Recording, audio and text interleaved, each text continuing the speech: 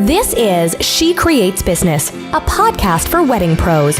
Your host, Kinsey Roberts, interviews incredible women in the wedding industry who are making their mark and creating success on their terms. Join the conversation.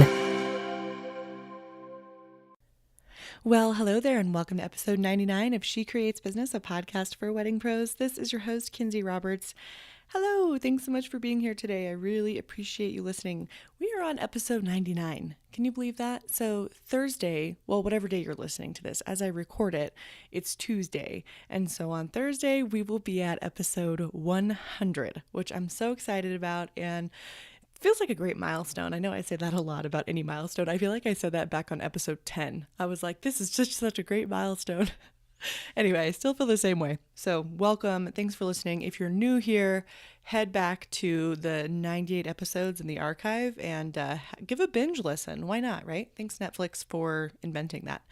I'm really excited about today's guest, but before I get into that and I share with you about Taylor Bradford and what we're chatting about today, I have a couple of announcements. The first is I was remodeling my website. It's done now, so it's back up. Head over there, shecreatesbusinesspodcast.com. But more than that, I wanted to just do a quick announcement about the opt-in shop. So as you know, as you may or may not know, we awarded our first She Creates Business Scholarship to Danielle Lea from Nicole events, Friday, the February 23rd. It was amazing. I'm so excited. I really could have never conceptualized being able to do that when I started the show, almost 2 years ago. And so it was a really amazing feeling. So Danielle, congratulations. Thank you so much for applying. And thanks to everybody who applied. It means a lot that you're listening to the show, you're excited about Creative at Heart, you're excited about the scholarship and supporting it, and I just can't thank you enough. So anyway, we did award that scholarship. And the way the scholarship works is it's funded by 10% of every sale from the opt-in shop, which is done for you lead magnets and content upgrades over on shecreatesbusinesspodcast.com, specifically for wedding professionals. So they're not general, they are for wedding pros, and they're super helpful in building our email lists. And I created them because I needed something like this for myself.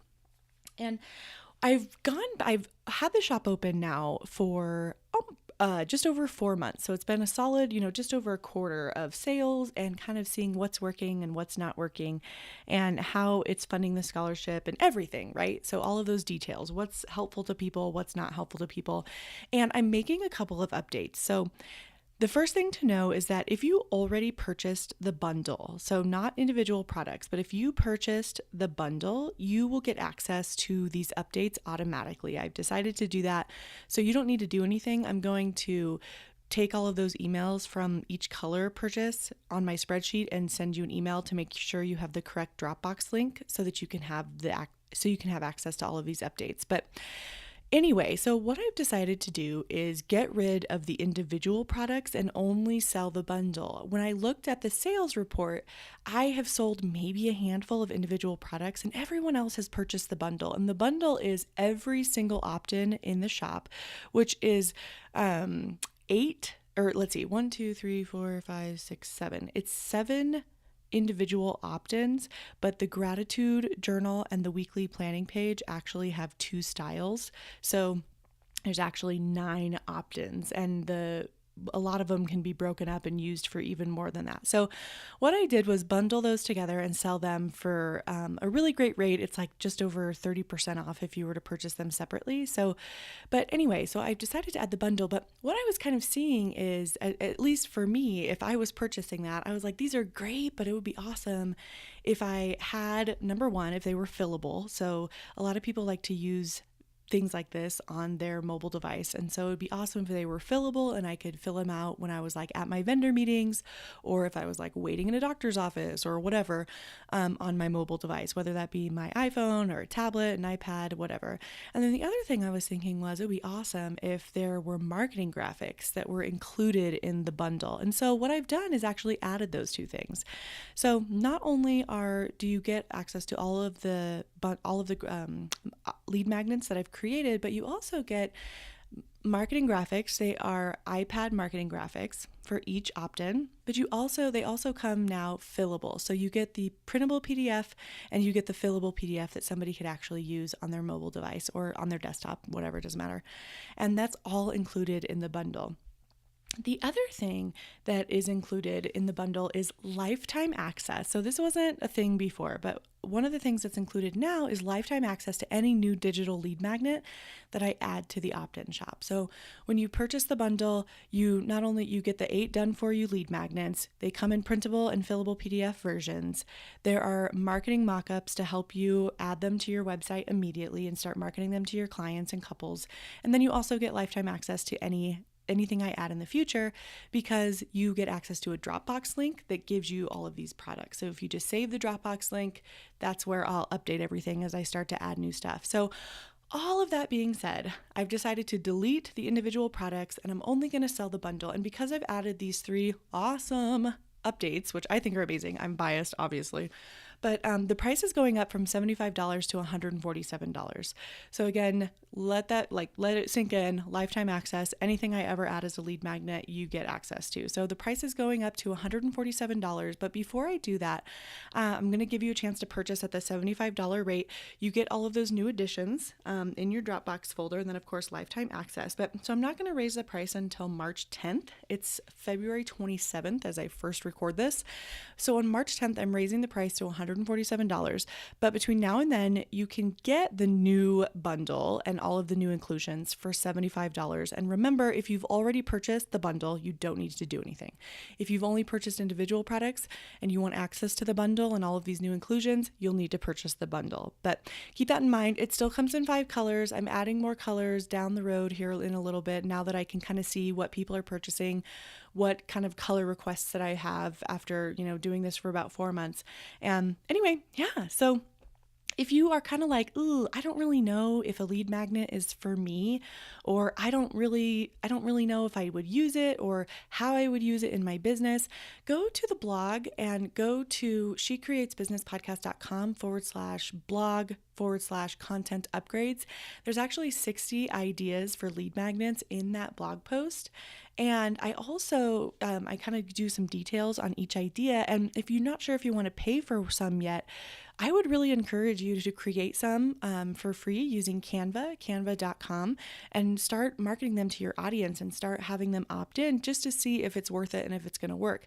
So if you're not sure if you want to pay for the bundle yet and you're like, let me even just test out building my list, Canva is a great place to build them for free for yourself. Otherwise, get the bundle. It's super easy. And now that they come with marketing graphics, I've made it even easier.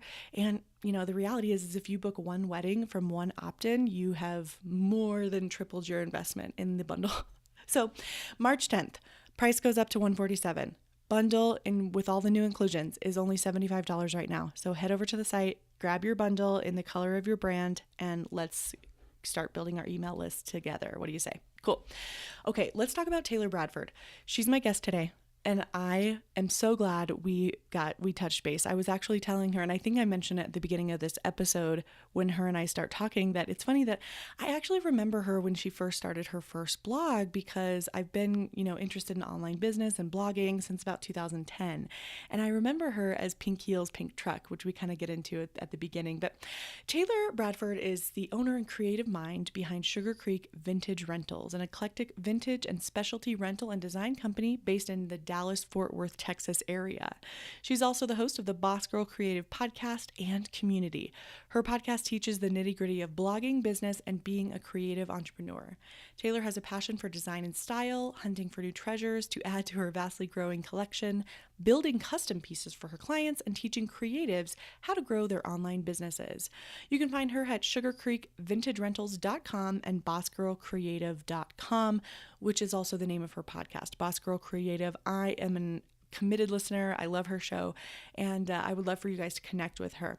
Today, we are chatting about what it actually took Taylor to start a decor rental business in our industry.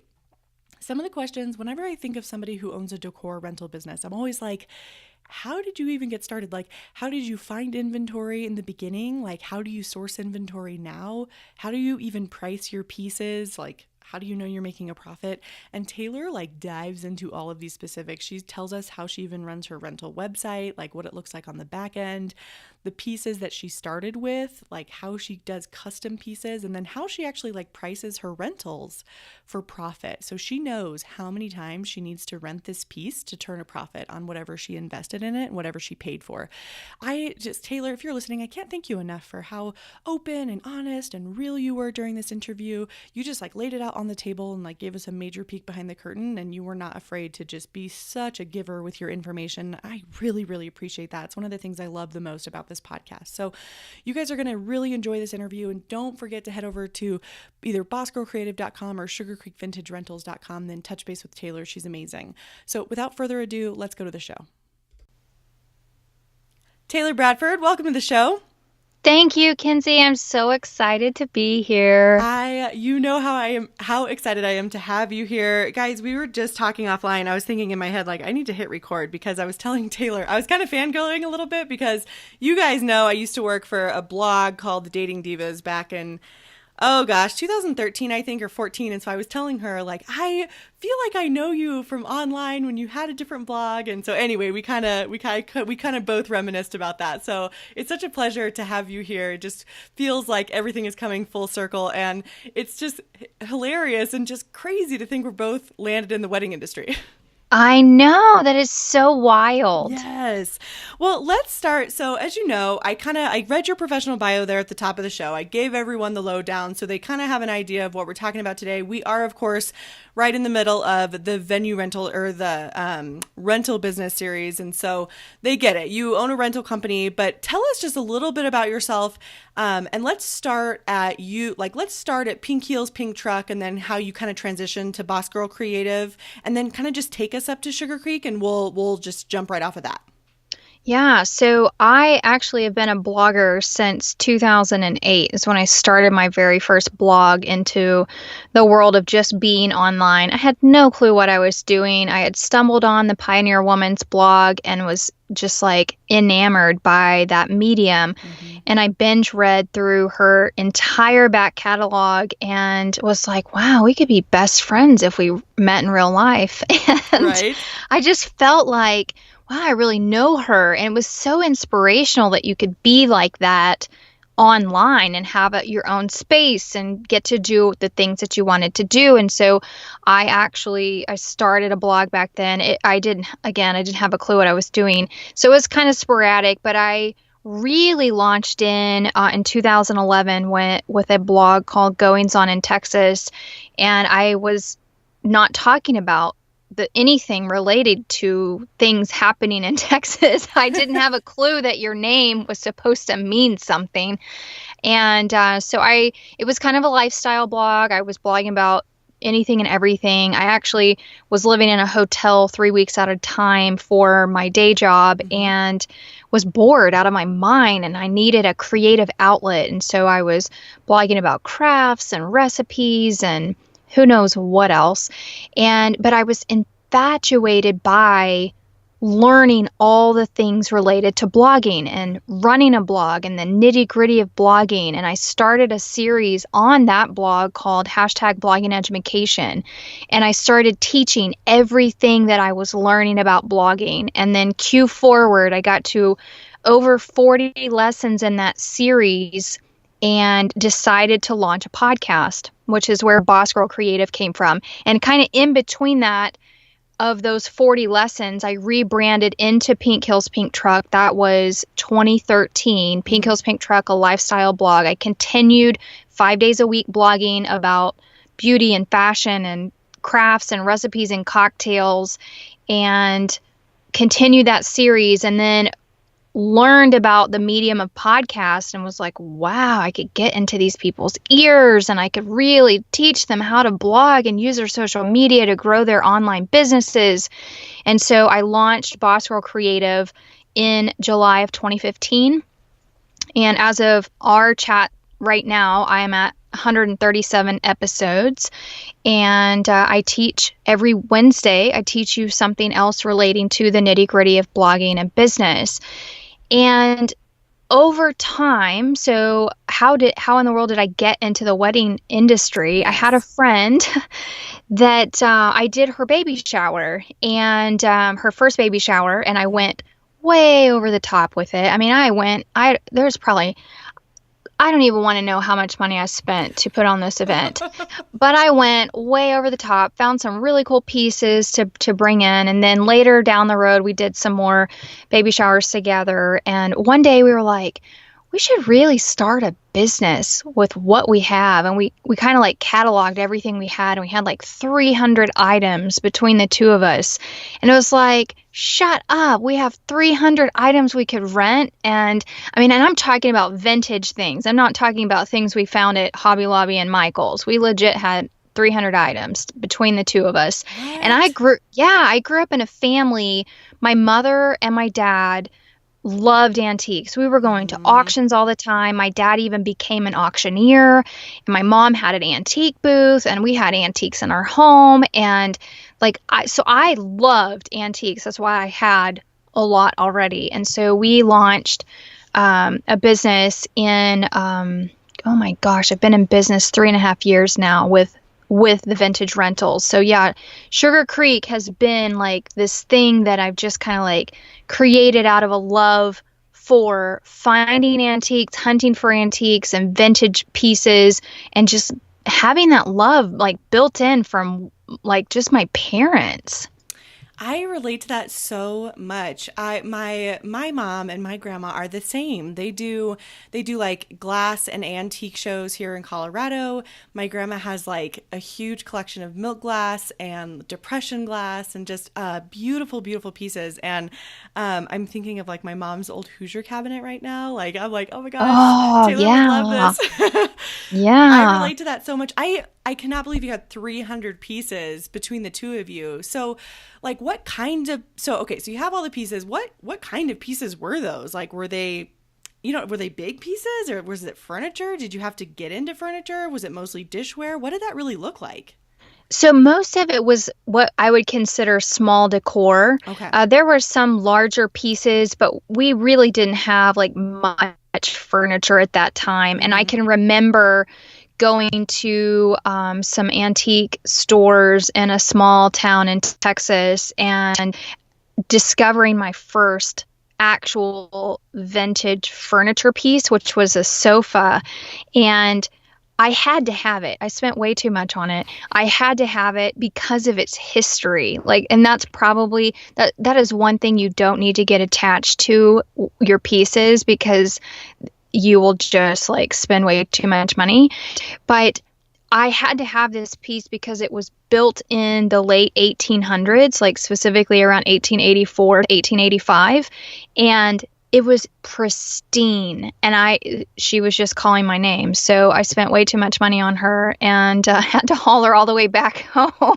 It's worth it. It's worth it. Yes. And I still have her 3.5 years later. She's actually going to have to go in for upholstery because her fabric is not original. I think it's probably the second time it's been upholstered, but it's disintegrating on me. Okay. So I have to take her in. So how do you keep, let's back up just a little bit. So you had these 300 items between you. You moved into furniture a little bit later, but before you did that, how did you start your business? What did that look like? Now, I'm sure it looks a little bit different. What I love about this is a story that we can all relate to. I've heard so many stories where it's like, I loved doing this thing, like I planned my friend's wedding, or in your case, I planned a baby shower and I was great at it and I went overboard. And it kind of morphs into this business that is so personal that you love so much. And so I wonder, how did you kind of take the experience that you'd had since 2008 and bring it into this business? How did you decide to price your items, things of that nature? What did that look like? What was that evolution like? Oh man, that was a bunch of Googling and actually reaching out to people already in our industry, but not in our area. Because we learned really quickly that competitors do not like to talk to you. Oh. And so I started down the research road of trying to find someone nowhere near our market that would be willing to have a conversation, and just getting on the phone and or passing back and forth emails and saying, this is kind of our thought process. Are we on the right track? And kind of getting some validation on some of those things. And then also just looking at who all is already a major player in our industry and looking to see kind of what are they doing, and not necessarily mimicking or copying them, because you definitely want to figure out what you're going to be and what you're going to offer. But when you have no frame of reference as to what that could even be, you have to literally do your research. You have to see what already exists, what people are already doing. Do people in another market have their inventory prices online? What are they charging for, a sofa rental? What are they charging for a rug rental? And just like doing so much homework on what is already the bar, what is already the benchmark, and then thinking to yourself, okay, how are we going to do this? How are we going to price things? How, are we going to offer styling? Are we going to offer design services? Like, just kind of thinking like, what really do you want to do in this business, and start formulating that, because there's already people that have invented the wheel. There's really no reason to reinvent it. But what you need to focus on when you first start out is what can you bring to the table that no one in your area is doing. I love the way you frame that. So not copying people, but there does have to be a market. I mean, honestly, it's that, like, I feel like we're kind of at a point where reinventing the wheel, unless it's like the cure for cancer, is really not where you want to be, because then there's no proof of concept. Right. Absolutely. Oh, brilliant.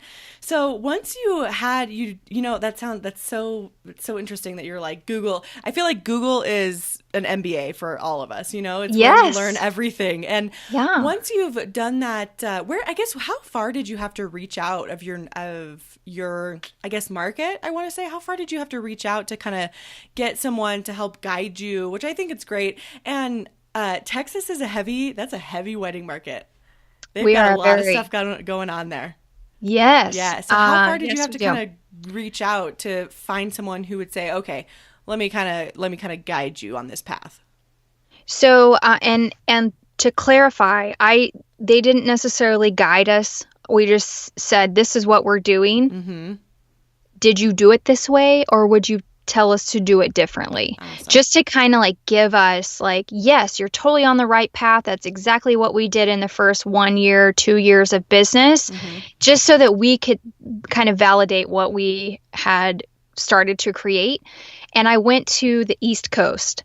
I went way outside of my state because I just felt like I wasn't going to infringe on someone anywhere close by and what they had established for themselves. And I think that's really important. Like, it's okay. Like, I am really good friends with several of my competitors in my market in the Dallas-Fort Worth area. And we bounce back and forth off of each other a lot. And it is smart to have those kinds of relationships if you can formulate them.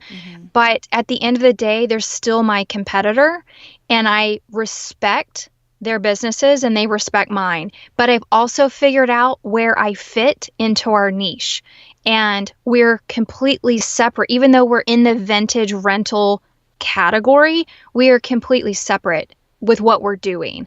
So you definitely, it's okay to come into the market if there are already people. I mean, no one's going to stop you, but you need to be offering something that no one else is, because you won't grow, you won't move forward if you're just basically offering the exact same thing as your neighbors. So anyways, back to that question. Yes, I reached out to somebody on the East Coast who I knew would not feel threatened by my questions. That's a really important point. And I love the way you phrase that even though you are friends and you guys do business together, you said that you respect their business and they respect your business. And I feel like that's huge. I really like the way you phrase that even though I'm sure you pass business back and forth, like, hey, we don't have 6 mantles, but they have 3 and we have 3, or whatever. You know what I mean? I'm sure there's collaboration at some point, but I really love that we respect each other as business owners. That's a big deal. It is. And you're right. Like if I don't have something, or if I am completely booked up for that particular date, I am going to refer out because I want somebody that I know to take on that bride. And I hope that they would return the favor. I mean, I can't guarantee that, but my business is about also supporting other vendors. And if that means that I don't have that particular item, or I need to actually bring them into my own rental proposal, I'm going to do that, because at the end of the day, my bride matters and bringing her vision to life matters. So that's what I'm going to do. I love that. Well, and when you refer business, it's kind of a win for everyone. It's a win for you because you're booked, but you also have the knowledge and the foresight to send a bride or a couple to someone else, which is a win for that business because they're getting someone from you. But also, what I like about that is it really leaves a good taste in that couple's or that bride's mouth, because they're like, hey, she couldn't, she didn't have the space for us. She's booked, but she really helped us. We love that Taylor. And so it's not really uncommon to think that they'll send someone your way like, hey, she didn't have anything available for our wedding, but you should call her first because she was super helpful. Absolutely. Love that. Okay, so let's kind of talk, as you would say, the nitty gritty. You guys, really quickly, I need to tell you that Taylor did this amazing series called the Nitty Gritty Blogger Series on her podcast. Go listen to that. I'm going to link it up in the show notes. Okay. What does it look like? So once you have your rentals, you're good to go. What did it look like for you, to start renting them out? Like, did you list all of your inventory on a website? What did that look like? And then you answer that first, and then we'll talk about the second part of my question. Okay, perfect. Yeah, so I knew we needed a inventory management system. Yes. And there's definitely one out there. RW Elephant is a great option. It's a cloud-based software and connects into WordPress. So the criteria is you have to be on WordPress to utilize their plugin, unless they've made changes recently that I don't know about. But I knew that I wanted something that I could have a little bit more control over. So I actually hired a web developer to create my own inventory management system and build it into my website. And so I have that. And yes, it's very, very important for people to see what you have. And I do make a joke, though, that I buy faster than I can photograph. And photography skills are not like my strongest suit. So I do try to convince my photographer friends, which I'm going to side note, you need to the way you're going to grow is through networking. And so that's what helped launch us really being kind of like, hey, we exist. So, okay, now fast forward back to the inventory management. So it's important to have your inventory online so people can see you actually have things to rent. So you want to, that should be your number one thing when it comes to getting yourself online, is to start showing off your pieces in some form or fashion. Either if you don't have the web skills, or you're not ready to hire somebody, or you don't want to make the investment into RW Elephant, you need to get your rentals out there somehow, somewhere. You could start with Facebook and create albums on your Facebook business page and just show off your furniture rentals in one actual folder or album, and then your tabletop decor, however you want to organize it. You need to get them out there, and you need to be active on social media. Use hashtags that other wedding vendors are using in your area. You want to use local hashtags because you're trying for local business, and you want to, again, network as often as possible so that those wedding vendors know you exist and know you have inventory to rent. Because at the end of the day, you see something pretty on Pinterest, all of it can be rented. And you want the wedding planners to know that you have those items to rent, which will help grow your business. That was a lot towards your question. No, I like that. I love it so much. I'll unpack this a little bit. Now, what I heard you say was that, of course, there's RW Elephant, which, if you guys remember, it's a WordPress plugin. So if you have a WordPress website, you can use it. But what you also said was that you actually invested in a developer to build you a custom inventory system. So yes, you started out with your own pieces. It doesn't sound like you invested a ton in pieces, if I heard you correctly, but is that right? Like, there really wasn't a ton of like forward investment on your actual rental items? Well, I mean, Except for that one couch really, from the 1884. Yeah, exactly. I didn't ever really think about it as, oh my gosh, I spent this much money to get my business going. I am constantly searching, and the search never ends. For me personally, I don't know how other rental companies function. Like, I'm sure they probably are like, okay, we have this kind of budget this year and this much can be spent on new inventory. I am constantly on the hunt. If I know it's something that I can rent, I'm going to buy it. And I buy based on how many times it's going to take me to rent to get my money back. And my goal for each of my rents is to get my money back within 1 to 2 rents. Really? That doesn't work for everybody, depending on your market and what's kind of available to you. I'm super, super like lucky to be in a market in Texas where I can find things really cheap and they're still in fabulous condition, or I can send them in for upholstery and, I'm still in a place where 1 to 2 rents, I get my money back out. But I have friends in this industry in other markets that takes them 5 to 7 rents to get their money back out. So it really depends on how you can find your inventory, like estate sales, auctions, going to like major antique fairs, vintage fairs, that kind of thing is where you're going to find your inventory for vintage related rentals. But my MO is if I can't get my money back out in 1 to 2 rents, I'm not buying it.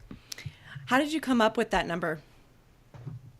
So my husband and I also own a car lot, and that's our strategy for buying inventory for our car lot is we want to get our money back out when we sell it, or if we are toting the note on it, meaning we're being the bank, their down payment pays us back immediately, and then it's profit after that. So that's where my mindset comes from. Oh, brilliant. I love that.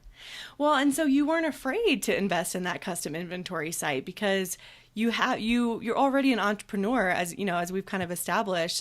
And I think that's important. A lot of times when I talk to entrepreneurs on the podcast, or just in general, there are a lot of businesses, especially now with people educating other business owners. There's some businesses that it kind of feels like you can just start. You know what I mean? Like, you can throw up a website and whatnot and grab a business card and you can start, and that's true. But the reason I wanted to put together this series is because I wanted to like get down into it and like kind of like get into the bowels of which sounds gross, but like what it really means to start something, because you did have to invest money in like a custom website. Like, I didn't just throw up a website and start a venue. You know what I mean? Like, we invested 6 figures into that. And so I think it's really, I love to hear that you were like, yeah, we could have done this plugin, but we did this custom site. I knew how much I wanted to, 1 to 2 rents, boom, I pay myself back. And that's your mindset constantly when you are going to auctions, estate sales, vintage fairs. It's not just like, sure, I'm going to buy this pretty couch. It's probably part of it because you know your client's taste, but the other part is always in your brain, like you just said, okay, can I rent this twice and get my money back? Right. And oh, absolutely. And real quick to the RW Elephant plugin, it's not free. Like, you have a monthly fee associated, which is one of the big reasons why I wanted to hire someone and spend the money up front so that I wasn't paying a monthly fee for the rest of my life. Oh, that's so awesome.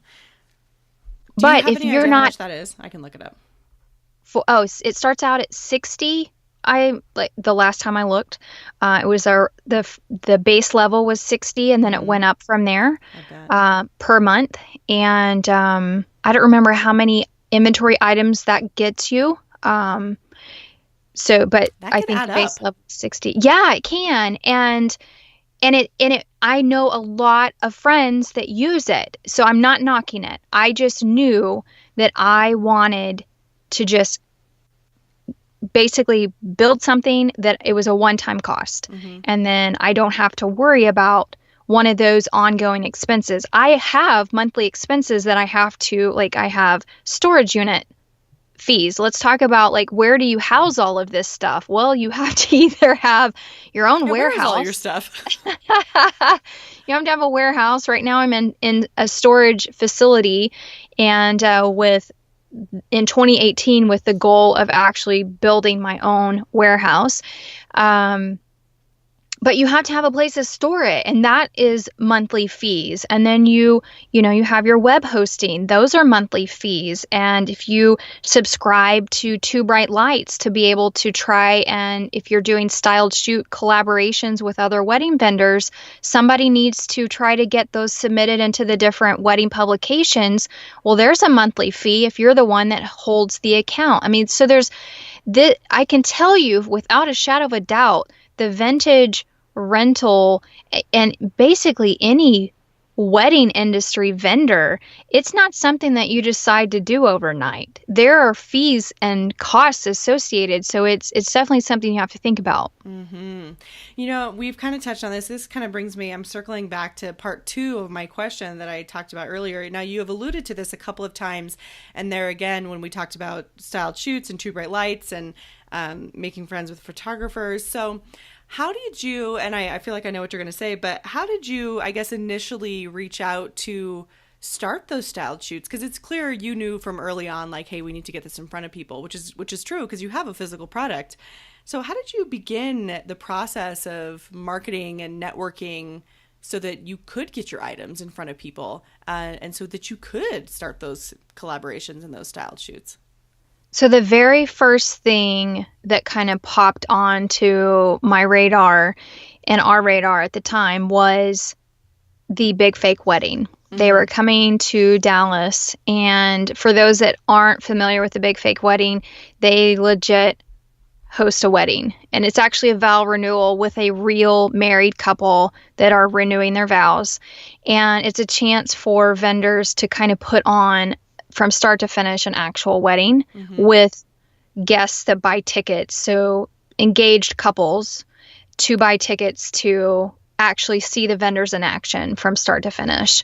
And back then, when Big Fake Wedding, however many years ago this was, they encouraged the vendors that were paying to be a part of the Big Fake Wedding to get together and do a styled shoot before you actually showed up at the Big Fake Wedding and put on the show.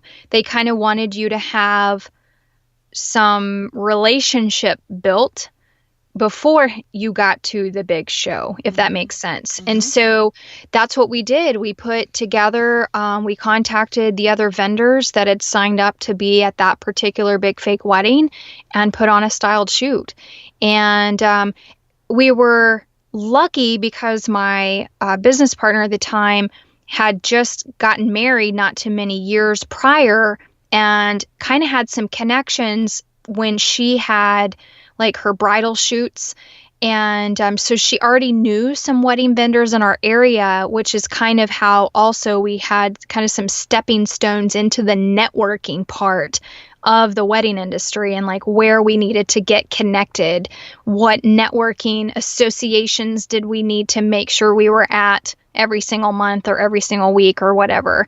And so that was what kind of launched us, was that Big Fake Wedding, that pre-styled shoot before we actually all showed up at the same place.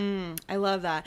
Do you find now that you get, I mean, you have all the goods, like you have all the pretty stuff. So do you find now that you get contacted to participate in style shoots, or are you equally like hitting the pavement and trying to put them together as well?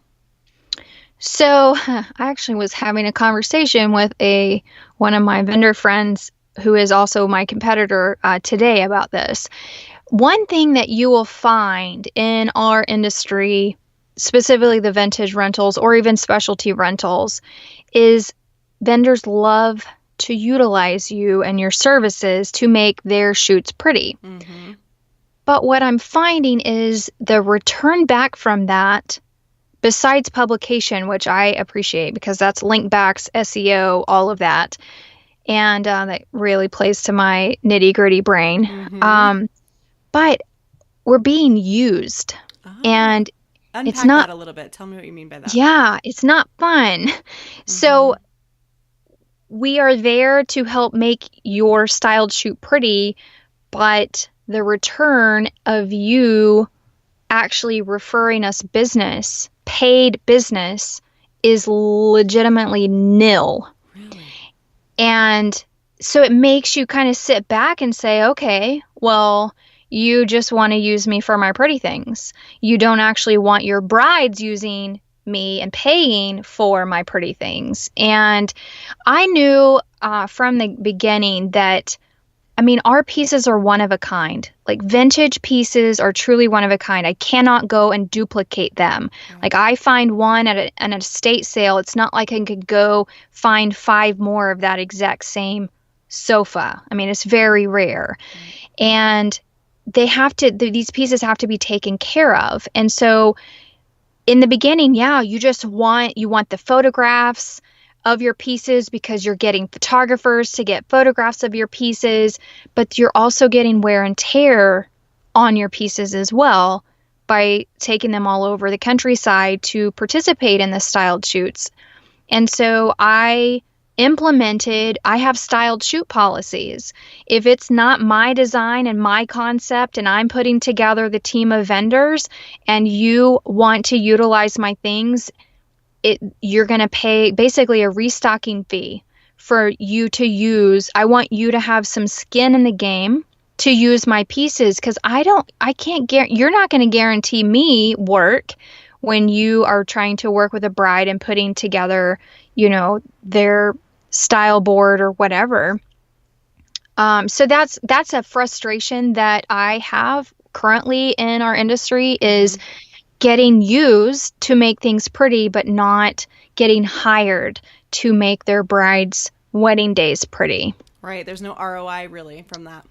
No. And I mean, I think the restocking fee is completely fair. That doesn't sound surprising. That doesn't, to me, as somebody in the industry, I'm not like, oh, that's weird. Because to me, I don't think that's weird at all. I mean, they should have skin in the game. And it reminds me of somebody I heard speak and their friend rents out, they do like custom, like bespoke wedding gowns, and they do rent them out for styled shoots, but you have to pay for it, which to me makes sense because you never know what could happen. And then the rentals are the same. Right. So that makes a lot of sense. Yes. So, you kind of talked about this a little bit, and where, we've touched on your blogging experience and SEO, which you are very passionate about and just brilliant at. Tell me how you feel like that experience, since you've been online since 2008 in a blogging capacity, how do you feel like that's impacted Sugar Creek? Oh, it's impacted me in a really awesome way. Like I know how to get into search. Yes, it takes work. I can't just like snap my fingers and make it happen, but I know how to get myself in search. I know how to get myself into local search. I know that when somebody fills out my form, 99% of my inquiries are out of Google. And it's because I've set myself up for that success by having my website basically Google friendly as I can be. And yes, it's absolutely like if you haven't like just gone in, it doesn't matter what kind of vendor you are. If you haven't jumped into trying to learn SEO, you definitely need to. I mean, there are some easy things that you can do that will help you. And it's not hard. Like, I mean, I'm going to totally pimp out my boss girl here, but I have a DIY course for you. It's $37. It's called Unlocking Your SEO Potential. It walks you through how to do this. It is so incredibly simple, you guys, and it will just help you show up in search. And obviously it's going to take you a while if you are in a very, very, very busy market, depending on what kind of vendor you are. But if no one else in your market is doing it, why don't you do it? And then you just jump all of them. And I like to say that, like, one, like, just piece of advice is to talk about other vendors on your own blog, because that connection between you and them will show up in the search result when somebody's looking for them. Your interview of them will show up. And I always use this example. I specifically have interviewed people on the Sugar Creek blog and am showing up higher than their own websites.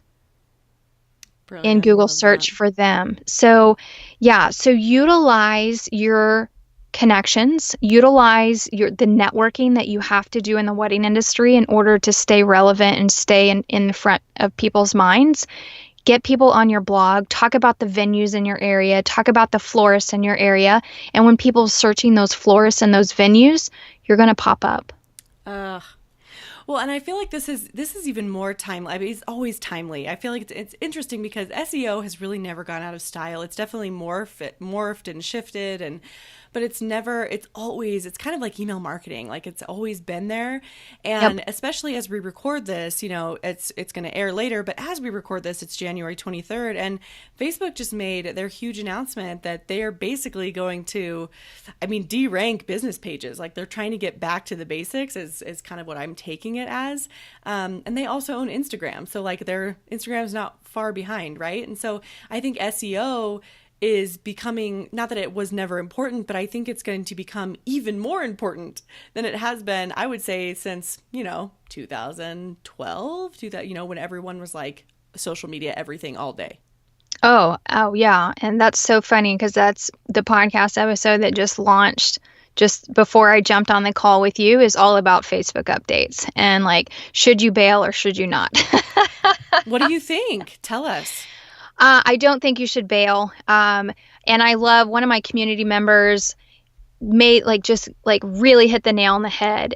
You have to treat your Facebook page like a yellow page listing. You have to be there. You have to be found. There are so many people on Facebook.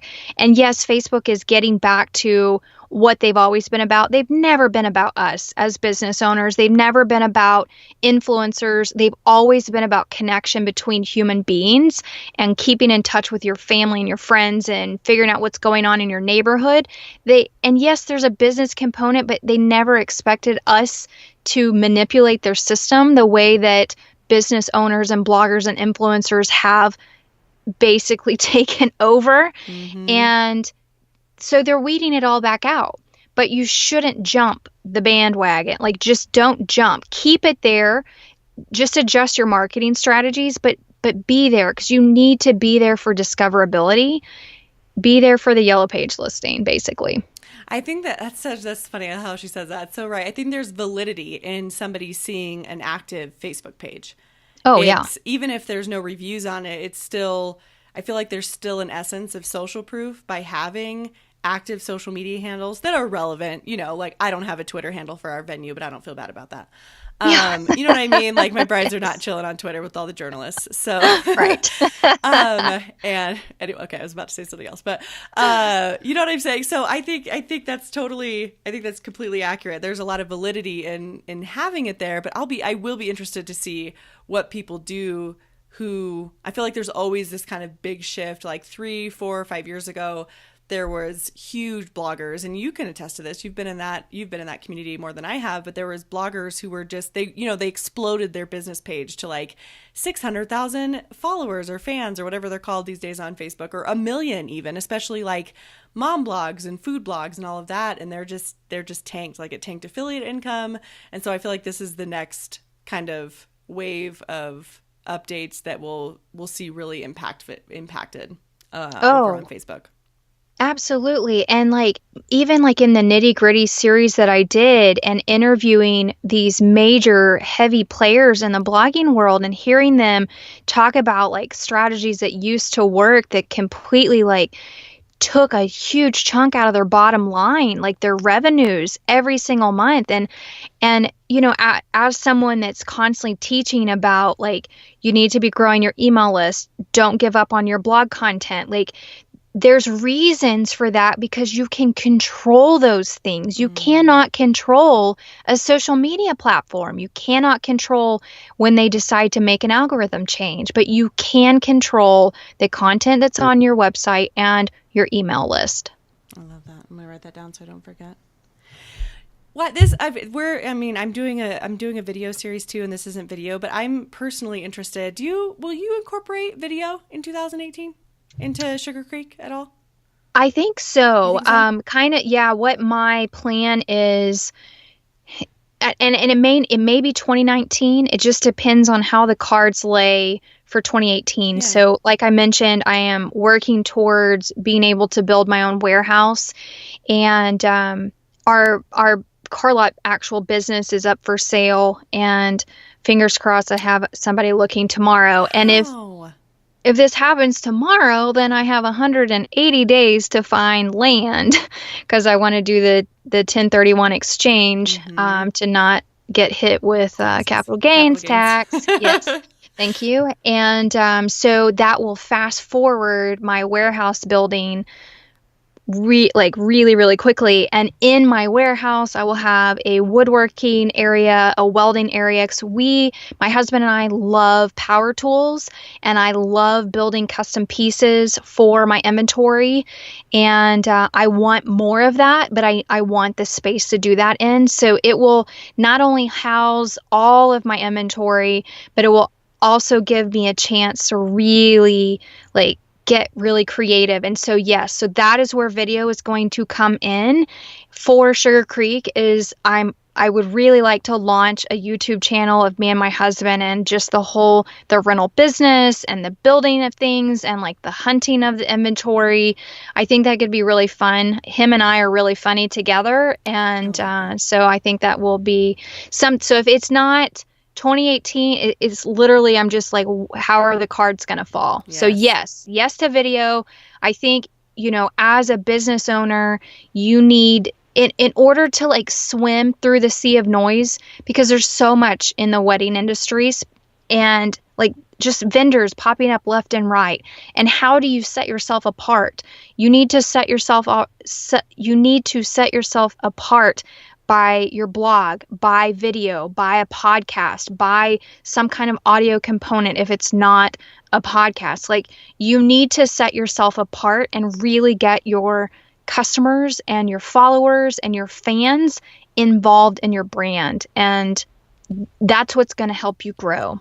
Writing that down. Get your followers and fans involved in your brand. So good, Taylor. I feel like I could just stop the podcast right now, but I'm not, because I have a couple more questions. We're almost done, I promise. I said it'll be 30 minutes. Just kidding. It'll be an hour.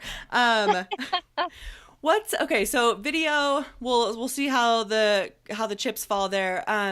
What's kind of on the horizon? What do you have planned, or what's your, I mean, that's a big, selling the car lot and potentially getting a warehouse. That's a big deal. But what do you kind of have planned as far as marketing or events that are kind of coming up in 2018? What does your business look like that you feel pretty good about? That's pretty solid. So I just love to roll with the punches. Yes. I am not a huge, okay, here is second quarter goal, here's third quarter goal. I have a year goal. I know what revenue I'm looking to hit by the end of 2018. Mm-hmm. That is the only limit I put on myself, because I don't like to be pushed into a box, and I get really claustrophobic when I am being pushed into that box where, okay, you can only do this. Oh, but I want to do this. And so, the way my brain works, I love design. I love styling. I can't take on very many of those projects because it is I put the pedal to the metal, and it's exhausting by the time I'm done. But the reward, oh my gosh, the reward is amazing. But so I only take a handful of those every year. So that's kind of what I'm on the hunt for, mm-hmm. I already have one. And I'm in full on design mode right now. And my bride is literally just, just do it. I don't want to really like give you anything. Like you just do it. You tell me what you're going to do and I'm just going to be in love with it. Make the magic happen while I'm not here. Yeah. So I'm really excited. So I'm like full pedal to metal. I'm actually teaching myself how to macrame. I have 9 months to learn how to macrame. And I have people in the wings if I can't pull this off. I was going to say, what happens if... Can you be my macrame on standby? Thank you. Yes. I actually just commissioned a macrame piece from a girl here locally, and it is amazing. And I'm actually going to debut it at an upcoming open house. And she's my standby. I told her, I was like, oh my gosh, I'm setting myself up here. And she's like, you just tell me if you need a video and I will record you a video. So that's a good friend right there. Yes. And we've never met in person, which is bonus. That's how this online world works. So literally big picture for 2018. There are some pieces that I want to create and bring into inventory. And again, speaking to that, my creative brain, if I think of something like my most recent piece into my inventory is my honeycomb wall. And it just debuted in a Green Wedding Shoes blog post last Friday. I saw I traveled to Marfa, Texas with an amazing team of vendors. And I took that piece specifically because I was like, okay, this is a chance for it to have some national exposure, I think. So this piece is coming out for that. And I love creating things like that, but I don't have those ahas just all the time. Like it'll just like happen and then I'll be like, that's the next piece. That's what I'm going to do. And it's going to be amazing. And that's how I kind of work. And I have friends that will go and say, okay, I've got an open house. Like I've got 10 open houses this month. I'm like, holy crap. I like say yes to one. But I say yes to one because my experience with open houses as a rental business has not been a good return on my investment. And so when I do say yes, I kind of treat them like mini styled shoots. And so I kind of go all out because my goal is the photos from the experience to further show off the work that I can do. Mm-hmm. And so that's actually why I commissioned a macrame piece. Like people will probably think I'm absolutely out of my mind for commissioning a macrame piece for an open house, but this is an epic showing of my work. And it's kind of what I do when I show up at an open house. So I love that though, because I think that it's important. Those are hit or miss, right? We've talked a lot about that on the show. And I think it's so important to have an intentional goal. So if you're only doing one a month or one every other month, then heck yeah, you would commission a custom piece because you have intentional goals around that. And I would imagine that's why you can see some success out of them, because I think a lot of times it's not always quantity, like it's not, if I go to 10, then I'll get 1. You could go to 1 and do a 10 style of work and get 5. You know what I mean? Yeah, absolutely. And I mean, and even if I get if it's one bride, but that one bride hires me for full design, full style and all my rentals, that that mini styled shoot that I do at that open house paid for itself 10 times. There you go. I love that. Taylor, this has been so fun and amazing, and I feel like we could go on and on and on. I don't know if there's a part 2 in us. I feel like there is. There better be. This was so fun. It was so fun. I love speaking. I just, I can feel your brain working on this side of the computer. It's been seriously a true pleasure to have you here. I really appreciate your time and all of your knowledge. And guys, I know I mentioned it in the interview or at the top of the show, but if you're not listening to Boss Girl Creative, Taylor's podcast, I'd love for you to hop over there and have a listen, because it is, she talks a lot about blogging. She really digs in, and you know that blogging is a big part of our business here in the wedding industry. So Taylor, thank you so much. Thank you, Kenzie. This was so fun. You are welcome. Thank you so much for listening to She Creates Business. Please take a minute and head to iTunes to leave an honest review so we can help more wedding pros find the show.